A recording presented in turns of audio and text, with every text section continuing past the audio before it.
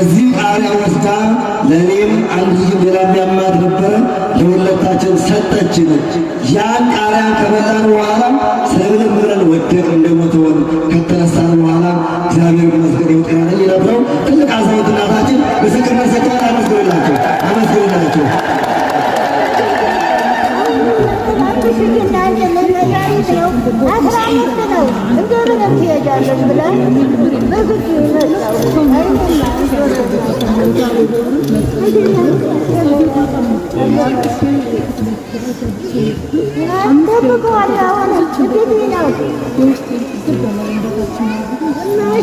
እሺ የዛሬው መጣሁ እቺው እዚህ ጋር መጣሁ።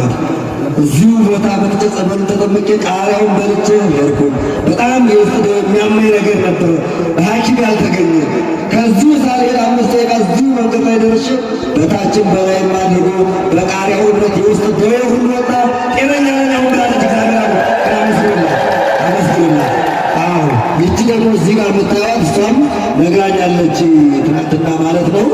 አስበ በሽታ ነበረባት በጣም የሚያፍን ማለት ነውና ይህ አስበ በሽታ እንግዲህ ከደሴ መጥተው የደም ካንሰር የተፈወሱት የእነዚያን ቤተሰብ ናትና የቃሪያውን እምነት ከበላው በኋላ 1 ወር ሆኖኛል። ይኸው እኛ ሳይነስ የሚባል አስም የሚባል ጠፍቶልኛል። ከእግዚአብሔር አምላክ አመስግኑ ብላለች። እግዚአብሔር ከሁላችን ጋር ይሁን። ወደ ጸሎት